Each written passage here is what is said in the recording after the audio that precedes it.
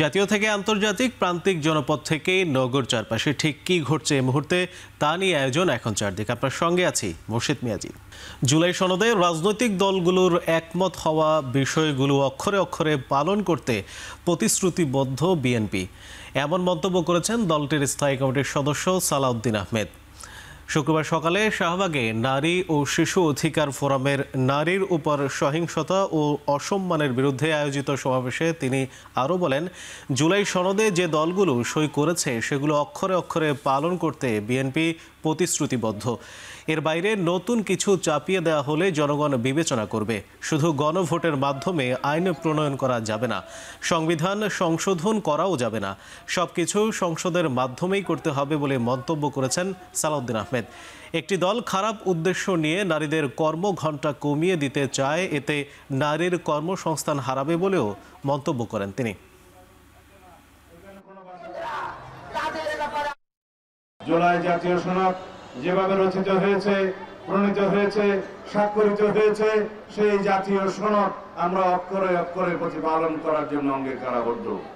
এর বাইরে চাপিয়ে দেয়া, জবরদস্তিমূলক আর যে কোনো প্রস্তাব যদি দেওয়া হয় সেটা জনগণ বিবেচনা করবে।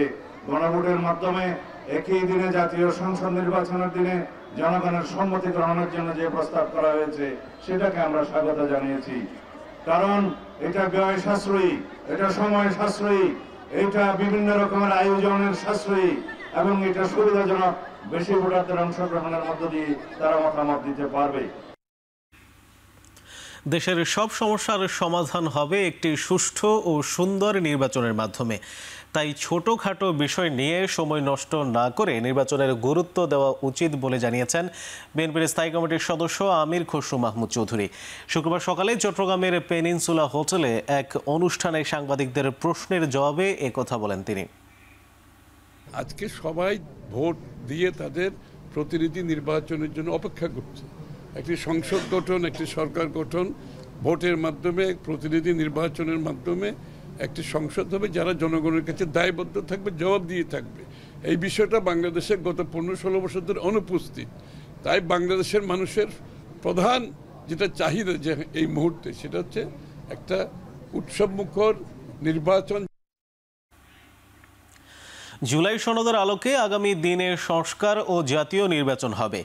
গণভোট নিয়ে রাজনৈতিক দলের বক্তব্য জাতীয় নির্বাচনকে বাধাগ্রস্ত কিংবা প্রভাবিত করবে না বলে জানিয়েছেন বিএনপির স্থায়ী কমিটির সদস্য ডাক্তার AZM জাহিদ হোসেন। শুক্রবার বিকেলে হিলিতে জাতীয় বিপ্লব ও সংহতি দিবস উপলক্ষে ফ্রি মেডিকেল ক্যাম্প ও বিনামূল্যে ওষুধ বিতরণ কার্যক্রম পরিদর্শন শেষে তিনি একথা বলেন।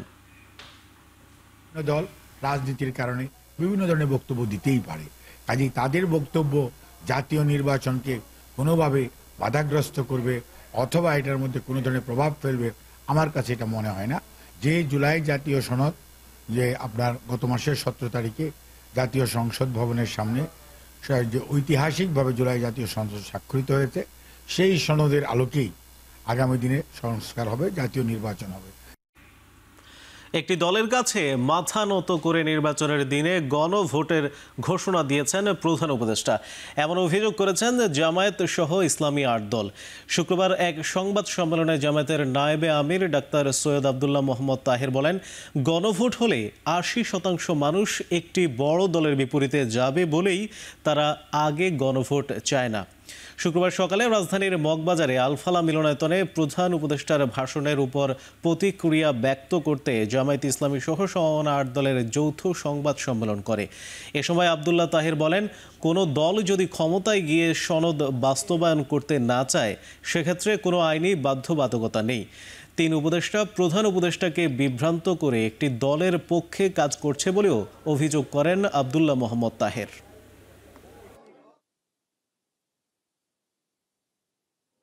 এদেশে একটি স্থিতিশীল শাসন, আমরা ভেবেছিলাম যে উনি কোনো অন্যায় চাপে নতি স্বীকার না করে জনগণের স্বার্থে, দেশের স্বার্থে অটল থেকে উনি সংস্কার কমিশনের দেওয়া সুপারিশের ভিত্তিতেই সিদ্ধান্ত গ্রহণ করবেন।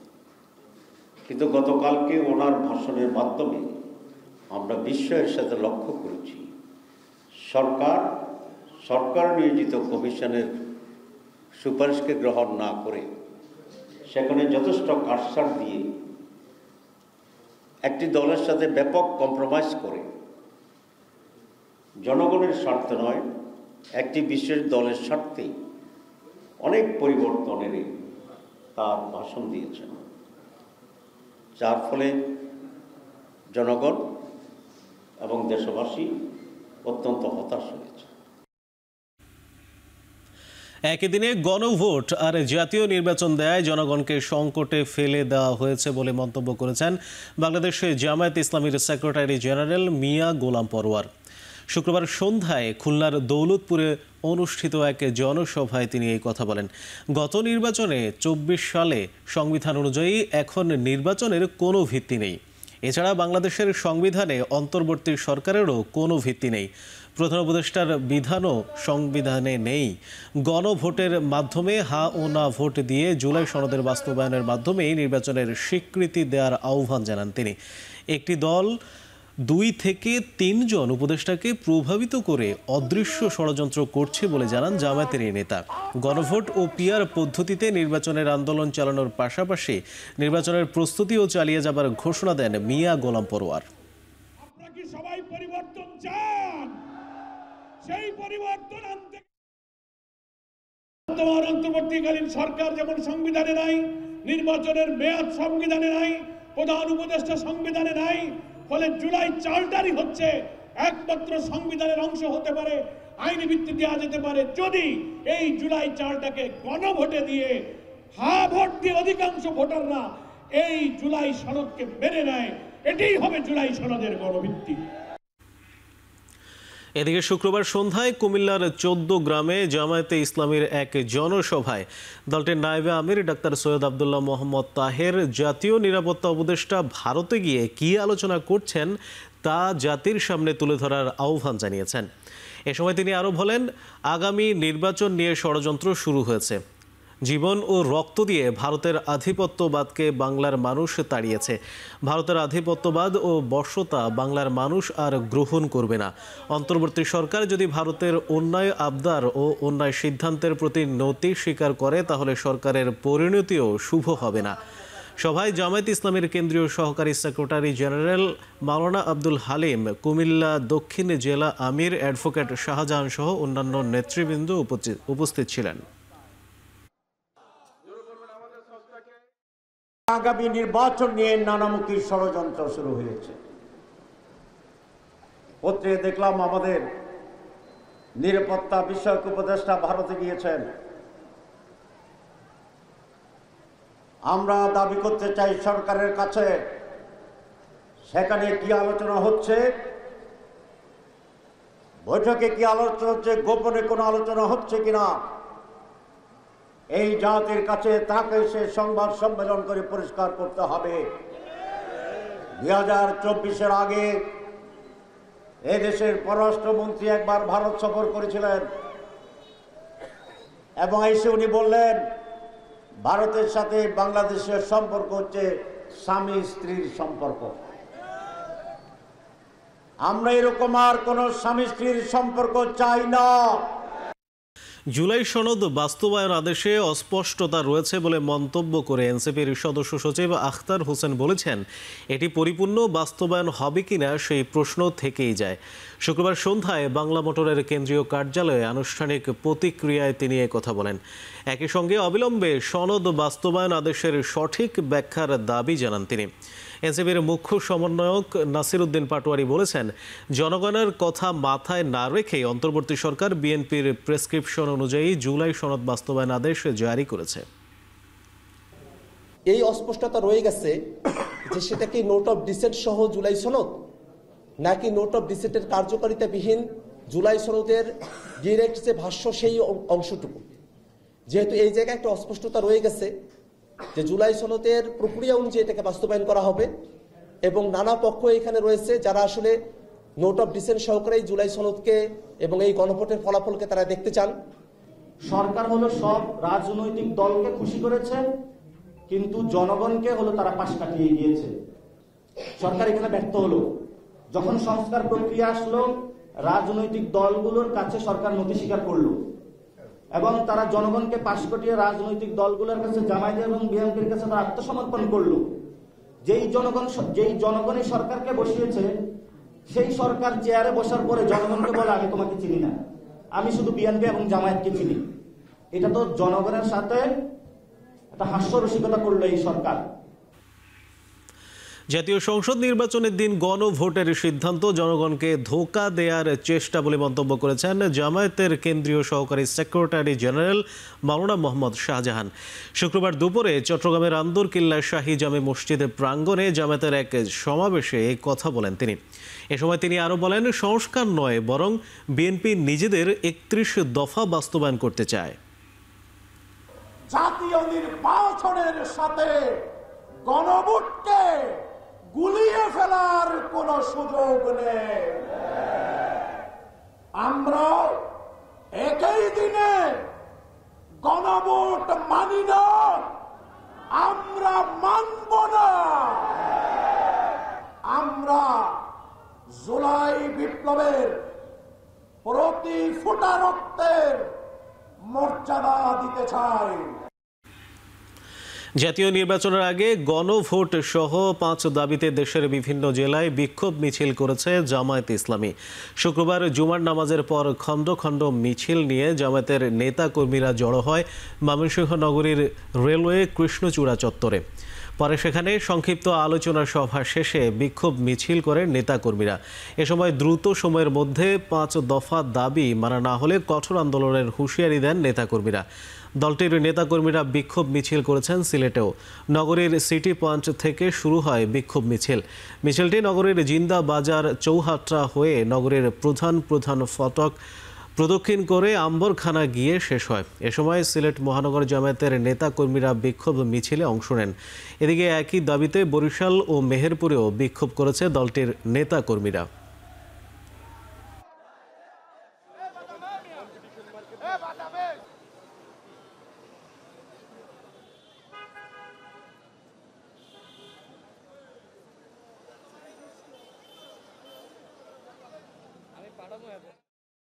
জাতীয় নেতৃবৃন্দ 16 তারিখ যে কর্মসূচি দিবে, সেই কর্মসূচি যেন আমাদের এই ইন্টারিম গভর্নমেন্ট বাস্তবায়ন করে তার আহ্বান আমরা জানাচ্ছি। যদি সে দাবি বাস্তবায়ন করা না হয়, তাহলে জামায়াত ইসলামী সাধারণ মানুষদেরকে নিয়ে 8 দল সমমান 8 দলকে নিয়ে একটি দুর্বার আন্দোলন গড়ে তোলা হবে ইনশাআল্লাহ। তাই আগামী নির্বাচনে এদেশের জনগণ সব থেকে বারবার দাঁড়িপাল্লা এবার থেকে প্রমাণ করে দিবে এই জামায়াত ইসলামের হাতে দেশের ক্ষমতা তুলে দিবে ইনশাআল্লাহ। জুলাই সনদের যদি আইনি ভিত্তি না হয়, তাহলে আগের যে পুরনো বন্দোবস্ত, সেই পুরনো বন্দোবস্ত অনুসারে আরেকটা যদি নির্বাচন হয়, তাহলে দ্বিতীয় আরেকটা দল ফ্যাসিস্ট হিসাবে আমাদের মাথায় চাপিয়ে বসবে। সন্ত্রাস বিরোধী আইনের অধীনে কার্যক্রম স্থগিত থাকায় ও ইসি নিবন্ধন স্থগিত করায় আগামী নির্বাচনে অংশ নিতে পারবে না আওয়ামী লীগ। ব্রিটিশ মন্ত্রী জেনি চ্যাপম্যানকে এমনটি জানিয়েছেন প্রধান উপদেষ্টা ডক্টর মোহাম্মদ ইউনূস। প্রধান উপদেষ্টার বাসভবন যমুনায় সৌজন্য সাক্ষাৎ করেন যুক্তরাজ্যের আন্তর্জাতিক উন্নয়ন বিষয়ক মন্ত্রী। এ সময় আসন্ন জাতীয় নির্বাচন অবাধ, সুষ্ঠু এবং অন্তর্ভুক্তিমূলক করার দাবিতে ব্যাপারে সরকারকে সব ধরনের সহযোগিতার আশ্বাস দেন তিনি। আলোচনায় জায়গা পায় অবৈধ অভিবাসন মোকাবেলা, বাণিজ্য বৃদ্ধি, রোহিঙ্গা সংকট ও বিমান ও সমুদ্র খাতে সহযোগিতার বিষয়গুলো। প্রধান উপদেষ্টার প্রেস উইং জানায়, ব্রিটিশ মন্ত্রীকে আগামী ফেব্রুয়ারিতেই জাতীয় নির্বাচন হবে বলে নিশ্চিত করেন ডক্টর ইউনূস। বিপুল সংখ্যক ভোটার ভোটকেন্দ্রে গিয়ে নিজের পছন্দের প্রার্থীকে ভোট দেবেন বলেও আশা প্রকাশ করেন প্রধান উপদেষ্টা। বৈঠকে জুলাই সনদ নিয়ে জাতীয় ঐকমত্য কমিশন এবং রাজনৈতিক দলগুলোর সংলাপের প্রশংসা করেন জেনি চ্যাপম্যান। কার্যক্রম নিষিদ্ধ আওয়ামী লীগ কর্তৃক দেশব্যাপী জ্বালাও পোড়াও অগ্নিসংযোগ ও নাশকতার প্রতিবাদে নরসিংদীতে বিক্ষোভ মিছিল করেছে বিএনপি। শুক্রবার বিকেলে ঢাকা সিলেট মহাসড়কের শিবপুরের ইটাখোলায় এই জনসভার আয়োজন করা হয়। দুপুরের পর থেকেই বিএনপির বিভিন্ন ইউনিটের নেতা কর্মীরা বিক্ষোভ মিছিল নিয়ে আসতে থাকেন জনসভায়। পরে কার্যক্রম নিষিদ্ধ আওয়ামী লীগ কর্তৃক দেশব্যাপী জ্বালাও পোড়াও অগ্নিসংযোগ ও নাশকতার তীব্র নিন্দা জানান বিএনপির নেতাকর্মীরা। একই সঙ্গে শেখ হাসিনার বিচারের দাবি করেন তারা। সভা শেষে একটি গণমিছিল শুরু হয়ে বিভিন্ন সড়ক ঘুরে ইটাখোলা চত্বরে গিয়ে শেষ হয়।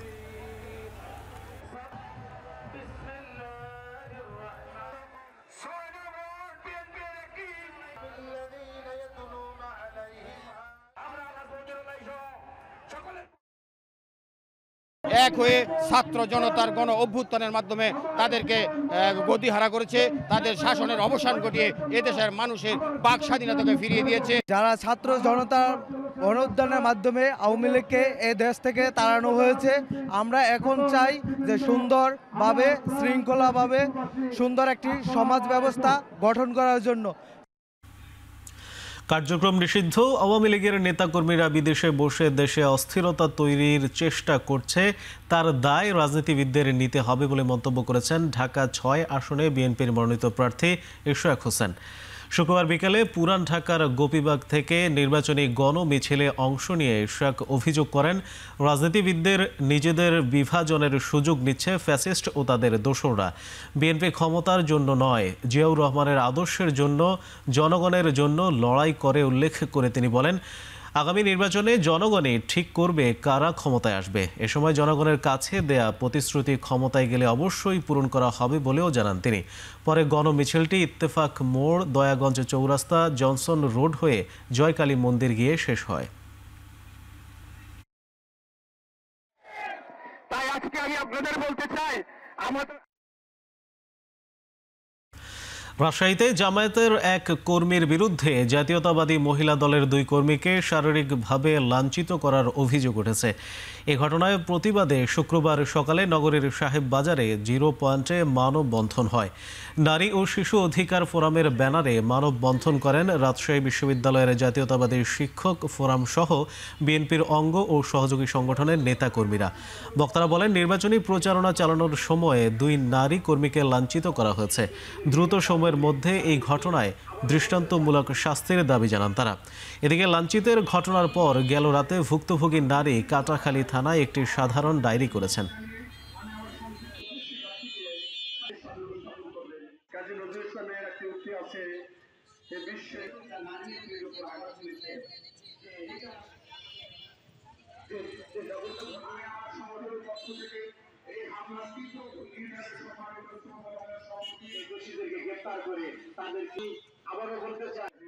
ঝিনাইদহের মানসিক প্রতিবন্ধী নাজনীনের পরিবারের পাশে দাঁড়িয়েছে আমরা বিএনপি পরিবার।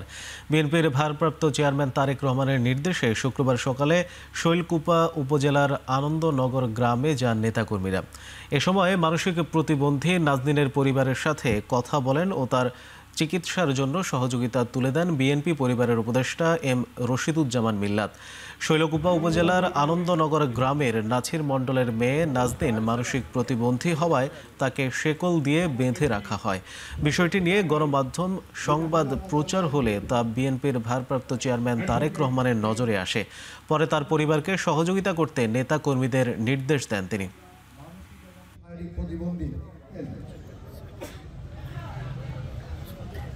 এখানে উপস্থিত আছেন নাজনীনের পরিবারটি যদি ভালো চলে সেই দিকে আমরা খেয়াল রাখার জন্য আমরা তাদেরকে বলে গেলাম। আমরা বিএনপি পরিবার সংগঠনটি রয়েছে, এটা নিতান্তই এটা মানবিক একটা সংগঠন। ভোলা বরিশাল সেতু ও বাসাবাড়িতে গ্যাস সরবরাহের দাবিতে জ্বালানি শিল্প ও বাণিজ্য উপদেষ্টাকে অবরুদ্ধ করে বিক্ষোভ মিছিল করেছে স্থানীয় ছাত্র জনতা। শুক্রবার বিকেলে জেলা প্রশাসক কার্যালয়ের সামনে তাদের অবরুদ্ধ করা হয়। এর আগে জেলা প্রশাসক কার্যালয়ে শিল্প উদ্যোক্তা, সচেতন নাগরিক ও রাজনৈতিক নেতৃবৃন্দকে নিয়ে সভা করেন জ্বালানি উপদেষ্টা মোহাম্মদ ফাউজুল কবির খান, বাণিজ্য উপদেষ্টা শেখ বশির উদ্দিন ও শিল্প উপদেষ্টা আদিলুর রহমান খান। সভায় ভোলাবাসী ভোলা বরিশাল ব্রিজের দাবি তোলেন। তবে জ্বালানি উপদেষ্টা মতবিনিময় সভায় গৃহস্থালির কাজে গ্যাস সংযোগ দেওয়া হবে না এবং সেতুর কাজ এখনই শুরু হচ্ছে না বলে বক্তব্য রাখলে সবাই উত্তেজিত হয়ে ওঠেন স্থানীয়রা। একসময় উত্তেজিত জনতা জেলা প্রশাসক কার্যালয়ের সামনে রাস্তায় শুয়ে অবরুদ্ধ করেন 3 উপদেষ্টাকে। পরে আইন শৃঙ্খলা বাহিনী এবং বিএনপি নেতৃবৃন্দের হস্তক্ষেপে আন্দোলনকারীরা রাস্তা থেকে সরে যান।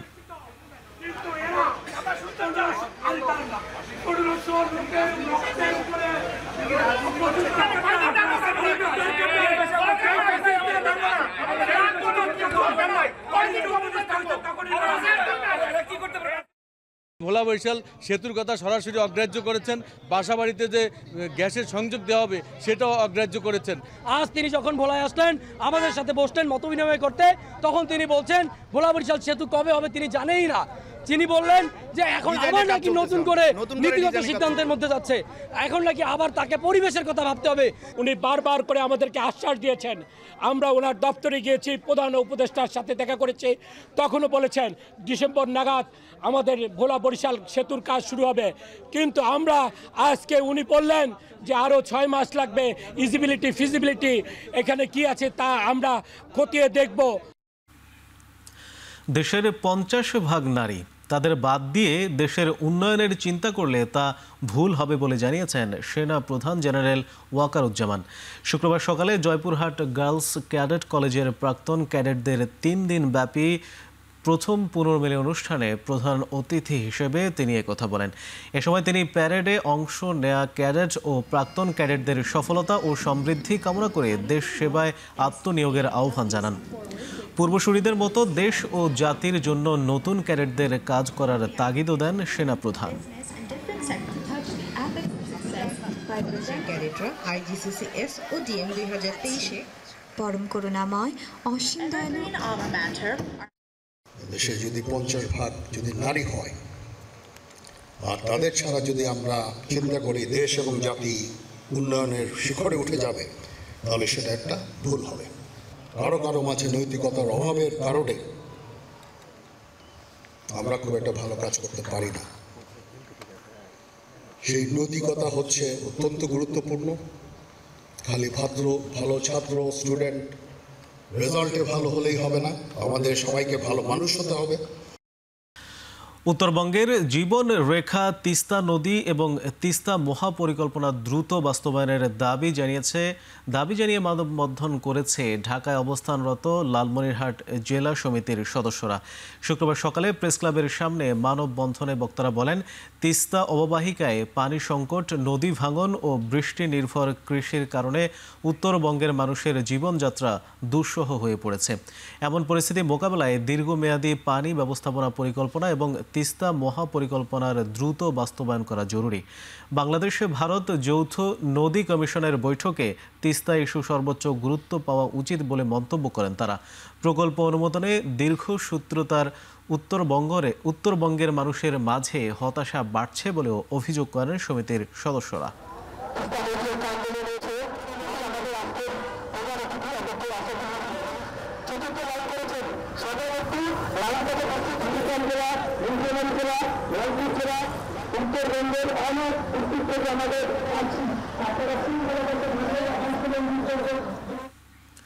সরকারি প্রাথমিক বিদ্যালয়ে সঙ্গীত ও শরীর চর্চা শিক্ষক নিয়োগ বাতিলের প্রতিবাদে নাটোরে গানে গানে এক ব্যতিক্রম মানববন্ধন কর্মসূচি পালন করেছে সাংস্কৃতিক কর্মীরা।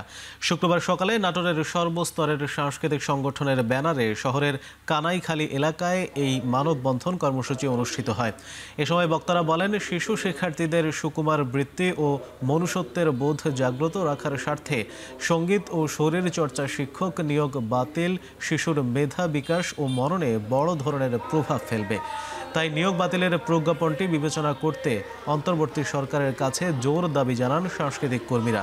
এ সময় গান ও নৃত্য পরিবেশন করেন তারা।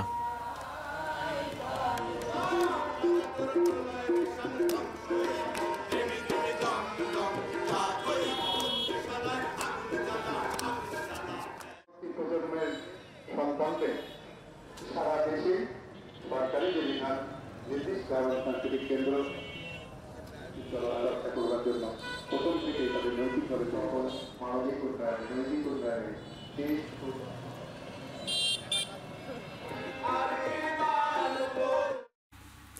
শেরপুরের সীমান্তবর্তী গারো পাহাড়ি এলাকায় অনুষ্ঠিত হয়েছে হাফ ম্যারাথন 2025। সকালে জেলার রানার্স কমিউনিটির উদ্যোগে জিনাইঘাতি উপজেলার রাংটিয়া উচ্চ বিদ্যালয় মাঠ থেকে এই প্রতিযোগিতা শুরু হয়। বিপুল উৎসাহ উদ্দীপনায় স্থানীয়রা সহ এতে অংশ নেন দেশি বিদেশি প্রায় 800 রানার। একদিন আগেই ঝিনাইগাতির রাংটিয়া উচ্চ বিদ্যালয় মাঠে সারা দেশ থেকে রানার্স এসে জড়ো হন। যেখানে 4টি ক্যাটাগরিতে জাতীয় ও স্থানীয় পর্যায়ের প্রতিযোগীরা অংশ নেন। শীতের কুয়াশাচ্ছন্ন সবুজ প্রকৃতি, নির্মল বাতাস ও শান্ত পরিবেশে ঘেরা আঁকা বাঁকা রাস্তায় দৌড়ানোর অভিজ্ঞতায় খুশি রানাররা। প্রতিযোগিতায় শিশু, প্রতিবন্ধী, বেদে পল্লী, তৃতীয় লিঙ্গের মানুষসহ সমাজের পিছিয়ে পড়া মানুষদের অংশগ্রহণ আলাদা নজর কাড়ে।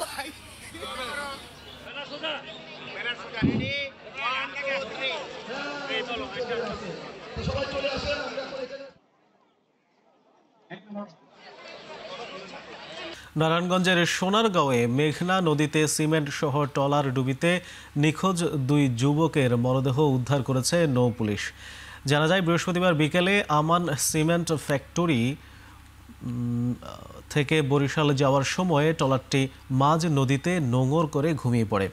এ সময় তলা ফেটে ট্রলারটি পানির নিচে তলিয়ে যায়। পরে সকাল থেকে উদ্ধার অভিযান চালিয়ে বিকেলে বৈদ্যর বাজার ইউনিয়নের সোনাময়ী এলাকায় নদী থেকে ফায়ার সার্ভিসের ডুবুরি দল ও নৌ পুলিশ তাদের মরদেহ দুটি উদ্ধার করে। পুলিশে জানায় ময়নাতদন্ত ছাড়াই মরদেহ দুটি পরিবারের কাছে হস্তান্তর করা হয়।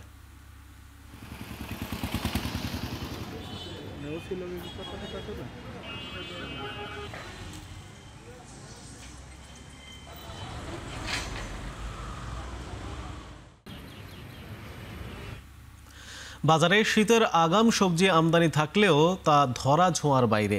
সপ্তাহ ব্যবধানে দাম বেড়েছে 20 থেকে 40 টাকা। আমিষের বাজারেও লেগেছে দামের হাওয়া। মুরগি, মাছের সঙ্গে বেড়েছে ডিমের দামও। রাজধানীর বিভিন্ন বাজার ঘুরে দেখা গেছে পেঁয়াজ 120 টাকা, কাঁচামরিচ 150 টাকা, শিম 120, টমেটো, গাজর বিক্রি হচ্ছে 150 টাকা কেজি। ফুলকপি ও বাঁধাকপি প্রতি পিস 50 টাকা, করলা ছাড়িয়েছে শতকের ঘর। এছাড়া আলু ও পেঁপে 30 টাকায় পাওয়া গেলেও অন্যান্য সকল সবজির দাম 60 থেকে 100 টাকার উপরে। প্রোটিনের ক্ষেত্রেও একই চিত্র। ব্রয়লার মুরগি 190 এবং সোনালী মিলছে না 310 টাকার নিচে। ডিমের দামও বেড়েছে ডজনে 30 টাকা। নিত্যপণ্যের লাগামহীন দামে বিপাকে সাধারণ মানুষ।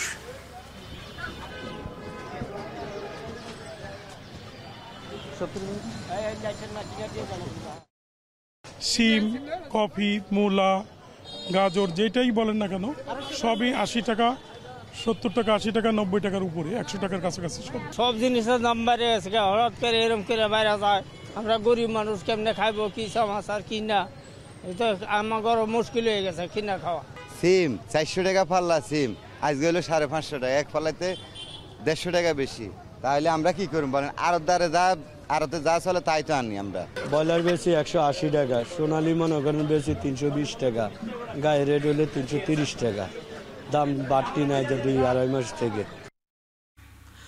বাংলা ভাষার কাওয়ালি আবৃত্তি সহ বিভিন্ন আঙ্গিকে এবার পহেলা অগ্রহায়ণ পালন করতে যাচ্ছে ঢাকা বিশ্ববিদ্যালয়ের কেন্দ্রীয় ছাত্র সংসদ এবং বিপ্লবী সাংস্কৃতিক ঐক্য। শুক্রবার বিকেলে এক সংবাদ সম্মেলনে এই তথ্য জানিয়েছেন আয়োজকরা। সংবাদ সম্মেলনে বক্তারা বলেন, দেশীয় সাংস্কৃতিক চর্চার মাধ্যমে বিদেশি আধিপত্যবাদকে নির্মূল করা সম্ভব। এ সময় তারা পহেলা অগ্রহায়ণকে বাঙালির আদি উৎসব উল্লেখ করে বলেন, নতুন প্রজন্মকে বাংলার ইতিহাসের সঙ্গে পরিচয় করাবে এই আয়োজন। আগামী 16 নভেম্বর সকাল 10টা থেকে রাত 10টা পর্যন্ত 4 পর্বে আয়োজন করা হবে পহেলা অগ্রহায়ণ উৎসব। ওই দিন আবৃত্তি, গান, নাচ, জাদু এবং মেলা সহ নানা আয়োজন থাকবে। করে রাখা হয়েছে যেখানে আমাদের গ্রামীণ যে জীবনযাত্রা সেটা আমরা এখানে আমাদের শহর বুয়েট, চুয়েট, রুয়েট সহ দেশের বিভিন্ন প্রকৌশল ও প্রযুক্তি বিশ্ববিদ্যালয়ের শিক্ষার্থীদের অংশগ্রহণে চট্টগ্রামে অনুষ্ঠিত হলো দিনব্যাপী নেক্সট জেন হ্যাকাথন 2025। আন্তর্জাতিক ইসলামী বিশ্ববিদ্যালয়ের এই প্রযুক্তি প্রতিযোগিতায় 60টি টিমে অংশ নেন 180 শিক্ষার্থী। দিনব্যাপী তারা উদ্ভাবনী ধারণা ও প্রযুক্তি ভিত্তিক সমাধান উপস্থাপন করেন। এছাড়া প্রতিযোগীরা তাদের প্রকল্পের মাধ্যমে বাস্তব জীবনের সমস্যার কার্যকর ও প্রযুক্তি নির্ভর সমাধানও উপস্থাপন করেন, যা ভবিষ্যতের প্রযুক্তি ও উদ্ভাবনী উদ্যোগে গুরুত্বপূর্ণ ভূমিকা রাখবে। এই আয়োজনের প্রধান লক্ষ্য শিক্ষার্থী, উদ্যোক্তা ও শিল্প খাতের মধ্যে নেটওয়ার্কিং এবং সহযোগিতায় সেতু বন্ধন তৈরি করা। বাংলাদেশের প্রকৌশল খাতের মেধাবী শিক্ষার্থীদের অংশগ্রহণে এটি হয়ে ওঠে দেশের অন্যতম বৃহৎ প্রযুক্তি সম্মেলন ও উদ্ভাবনী মঞ্চ। And that is only possible for those দেখাইতে পারবা। এখানে ধরো তুমি ওই যে প্রেজেন্টেশন স্লাইড বানানোর মতো একটা চমৎকার বিষয়। আচ্ছা, তো যাই হোক আমাদের পরিচালনার কারণে আমরা প্রোগ্রামটা সুন্দরভাবে টেকনিক্যাল মেন্টর থাকার জন্য আমরা একটু ব্যর্থ হই। এবার আন্তর্জাতিক প্রসঙ্গ। বিহারের মতো আগামী বছরে অনুষ্ঠিতব্য পশ্চিমবঙ্গ বিধানসভা নির্বাচনেও জয়ের ধারা অব্যাহত রাখবে বিজেপি। বিহার নির্বাচনে এনডিএ জোটের ভূমিধ্বস বিজয়ের পর একথা জানান ভারতের প্রধানমন্ত্রী নরেন্দ্র মোদী। গঙ্গা নদীর প্রসঙ্গ টেনে তিনি বলেন, এটি বিহারের মধ্য দিয়ে বাংলায় প্রবাহিত হয়েছে। তাই বিহারের জয় বিজেপির বাংলা জয়ের সম্ভাবনাকে বাড়িয়ে দিয়েছে বলে মনে করেন মোদী। এর আগে বিহার নির্বাচনে 200টিরও বেশি আসন পেয়ে নিরঙ্কুশ বিজয় লাভ করে ন্যাশনাল ডেমোক্রেটিক অ্যালায়েন্স এনডিএ। এতে টানা পঞ্চমবারের মতো রাজ্যটির মুখ্যমন্ত্রী হতে যাচ্ছেন জোটের অন্যতম শরিক দল জনতা পার্টির প্রধান নীতিশ কুমার। এদিকে এবারের নির্বাচনে ব্যাপক ভরাডুবি হয়েছে তেজস্বী যাদবের জোট মহাগঠবন্ধনের। মাত্র 35টি আসনে জয় পেয়েছে জোটটি। जब भी कहीं जरूरत रही वो काम किए। तो अब मामला है कि चुनाव लड़ना है तो भाई चुनाव लड़िए। রাশিয়া ইউক্রেনের হামলা পাল্টা হামলার মাত্রা চরম পর্যায়ে পৌঁছেছে। শুক্রবার ভোর থেকে কিয়েভে রুশ বিমান বাহিনী ভয়াবহ হামলা চালিয়েছে। এতে এখন পর্যন্ত অন্তত 4 জন নিহত এবং 24 জনেরও বেশি আহত হয়েছেন বলে জানিয়েছে দেশটির প্রেসিডেন্ট ভলোদিমির জেলেনস্কি। রাশিয়া এসব হামলায় 430টি ড্রোন এবং 18টি ক্ষেপণাস্ত্র ব্যবহার করেছে বলেও দাবি করেছে কিয়েভ, যা দিয়ে বেসামরিক স্থাপনার লক্ষ্যবস্তু করা হয়েছে বলে দাবি করেছেন ইউক্রেনের প্রেসিডেন্ট। ইউক্রেনও এসব হামলার জবাব দিচ্ছে বলে নিশ্চিত করেছেন জেলেনস্কি। এছাড়াও রাশিয়ার উপর নিষেধাজ্ঞা জোরালো করার আহ্বানও পুনর্ব্যক্ত করেছেন তিনি। অন্যদিকে এক রাতে 216টি ইউক্রেনীয় ড্রোন গুলি করে ভূপাতিত করার দাবি করেছে রুশ প্রতিরক্ষা মন্ত্রণালয়, যার মধ্যে 66টি ড্রোন রাশিয়ার ক্রাসনোদার অঞ্চলে ভূপাতিত করা হয়েছে।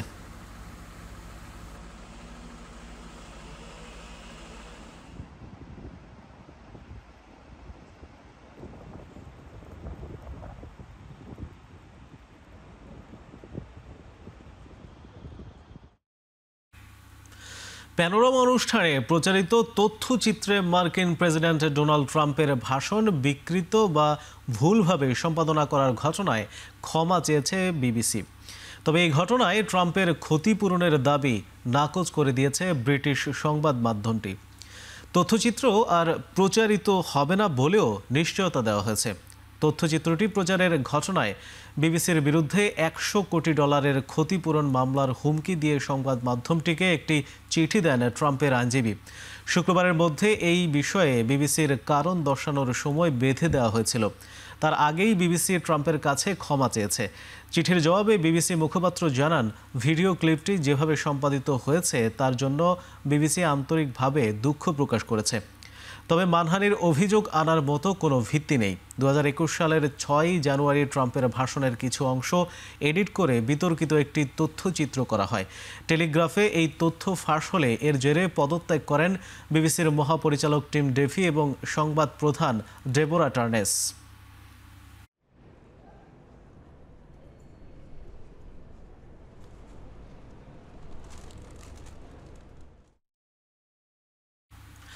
অ্যামাজন ধ্বংস করে জ্বালানি তেল উত্তোলন বন্ধ এবং দূষণকারী ধনী দেশগুলোকে জবাবদিহির আওতায় আনার দাবিতে বিক্ষোভ করেছেন পরিবেশ কর্মীরা। ব্রাজিলের বেলেমে অনুষ্ঠিত জলবায়ু সম্মেলন প্রাঙ্গণে বিভিন্ন প্লেকার্ড ও ব্যানার হাতে বিক্ষোভ করেন তারা। এ সময় ব্রাজিলের আদিবাসীরা তুলে ধরেন কিভাবে তেল ও গ্যাস অনুসন্ধানের নামে অ্যামাজন বনের সম্প্রদায় এবং নদী তীরবর্তী বাসিন্দাদের ক্ষতি করছে। তারা তেল বিরোধী বিক্ষোভ অব্যাহত রাখার ঘোষণা দেন। একই সঙ্গে তরুণ প্রজন্মের একটি দল বিমান চলাচলের বায়ু দূষণ ও জ্বালানি নির্গমনের উপর বিধি নিষেধ আরোপের দাবিতে বিক্ষোভ করেন।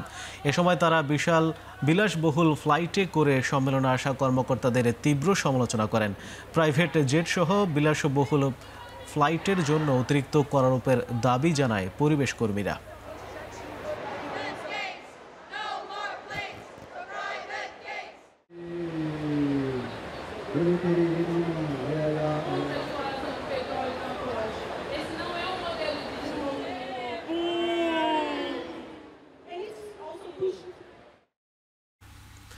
যুদ্ধ বিধ্বস্ত গাজা উপত্যকায় চলছে শিশুদের টিকাদান কর্মসূচি। 9 নভেম্বর থেকে শুরু হওয়া এই কর্মসূচি চলবে 18 নভেম্বর পর্যন্ত। যুদ্ধের কারণে টিকা না পাওয়া 44,000-এরও বেশি শিশুকে এ সময়ের মধ্যে টিকা দেয়া হবে। এই কর্মসূচির আওতায় আছে হাম, পোলিও এবং নিউমোনিয়ার টিকা। জাতিসংঘের শিশু বিষয়ক সংস্থা ইউনিসেফ সহ বিশ্ব স্বাস্থ্য সংস্থা ও ফিলিস্তিনি শরণার্থী সংস্থার সহযোগিতায় এই কর্মসূচি চলছে। 2 বছরের সংঘাতে নিয়মিত টিকাদান, পুষ্টি সহায়তা ও প্রয়োজনীয় চিকিৎসা সেবা থেকে বঞ্চিত হয়েছে গাজার লাখ লাখ শিশু।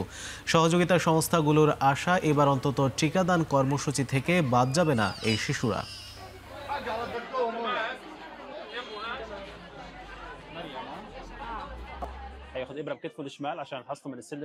সহজ প্রতিপক্ষ না, বরং নিজেদের পরিকল্পনার যথাযথ প্রয়োগ হয়েছে বলেই সিলেটের টেস্ট জিতেছে বাংলাদেশ। এমনই মন্তব্য বাংলাদেশের অধিনায়ক নাজমুল হোসেন শান্তর। বড় জয়ের কৃতিত্ব দিচ্ছেন ব্যাটিং বোলিং 2 ইউনিটকেই। অ্যাজ এ ব্যাটিং ইউনিট বা বোলিং ইউনিট প্রত্যেকটা জায়গায় আমাদের ওই প্ল্যানটা এক্সিকিউট করা লেগেছে এবং যেটা আমরা করতে পেরেছি এটা শুধুমাত্র যে অপোনেন্টের কারণে তা না, এটা যদি প্রপার স্কিল না থাকে বা মেন্টালিটি যদি ঠিক না থাকে এটা করা সম্ভব না। সো আমার মনে হয় যে ক্রেডিটটা পুরা ব্যাটিং এবং বোলিং ইউনিটকে দেওয়া উচিত।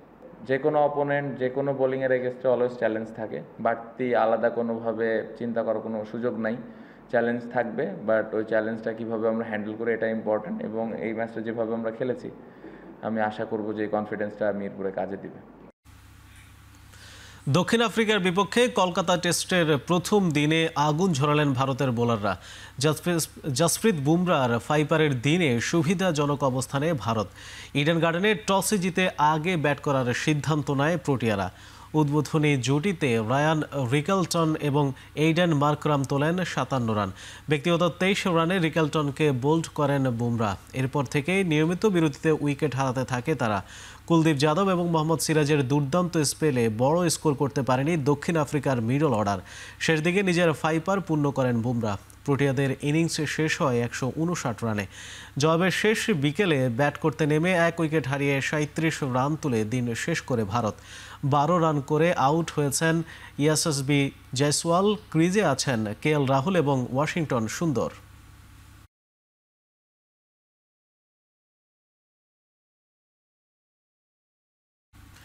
এশিয়ান আর্চারি চ্যাম্পিয়নশিপে পদক জয়ী বাংলাদেশি আর্চারদের জন্য আর্থিক পুরস্কার ঘোষণা করেছেন যুব ও ক্রীড়া উপদেষ্টা আসিফ মাহমুদ সজীব ভুইয়া। এছাড়া জানিয়েছেন শীঘ্রই আর্চারদের গড়ে তোলা হবে স্পোর্টস ইনস্টিটিউট। থাকবে স্পোর্টস সায়েন্সের যাবতীয় সুযোগ সুবিধা। গোল্ড মেডেল পেতে হলে আপনি যাদের সাথে কম্পিট করছেন তাদের লেভেলের ফ্যাসিলিটিস এবং সাপোর্টটা প্রয়োজন পড়ে।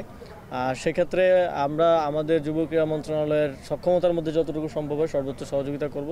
আর্চারি ফেডারেশনের লিডারশিপের সাথে মন্ত্রণালয় ক্লোজলি কাজ করছে। আমরা আবারও বসবো, আবারও কাজ করব। এই যে চ্যাম্পিয়নশিপে যারা বাংলাদেশের পক্ষে যে 3 জন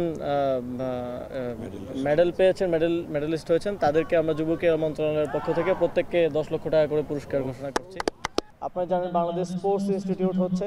আমরা বিশ্বাস করি যে এর মাধ্যমে ভবিষ্যতে বাংলাদেশের প্লেয়ারদের বায়োমেকানিক্স, স্পোর্টস সায়েন্সের দিক থেকে আরও বেশি সাপোর্ট আমরা দিতে পারবো এবং সামনের দিনগুলোতে অ্যাডভান্স লেভেল ট্রেনিংয়ে আমরা পৃথিবীর যেই দেশগুলো স্পোর্টস টেকনোলজিতে ভালো করছে তাদেরকে টেক্কা দিতে পারবো। শেষ করছি এখন চারদিক। এখন টেলিভিশন ওয়েবসাইটে দেখতে ভিজিট করুন www.ekhon.tv। এছাড়া ফেসবুকে দেখতে ভিজিট করুন facebook.com/tv.ekhon এবং ইউটিউবে দেখতে ভিজিট করুন youtube.com/c/ekhon tv।